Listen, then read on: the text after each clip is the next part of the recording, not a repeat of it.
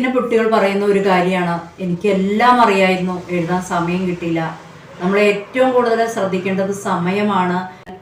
മാർക്കിനനുസരിച്ച് തന്നെ ഉത്തരം കൊടുക്കുക. 1 മാർക്കിൻ്റെ ക്വസ്റ്റ്യൻ ആണെങ്കിൽ 1 മാർക്കിൻ്റെ ആൻസർ കൊടുക്കുക. 5 മാർക്കിൻ്റെ ക്വസ്റ്റ്യൻ 2 വരിയിൽ ഒതുങ്ങാതെ ശ്രദ്ധിക്കുക. പിന്നെ അവസാനത്തെ 10 മിനിറ്റ് നിങ്ങൾ ബാക്കി വയ്ക്കുക, എല്ലാം ഒന്ന് ഓടിച്ചിട്ട് നോക്കാനും ഏതെങ്കിലും ആൻസറുകളൊക്കെ വിട്ടുപോയിട്ടുണ്ടെങ്കിൽ അത് എഴുതാൻ വേണ്ടി. പരീക്ഷ സ്പീഡിൽ എഴുതുമ്പോൾ അക്ഷരം മോശമാവാതെ പ്രത്യേകം ശ്രദ്ധിക്കണം.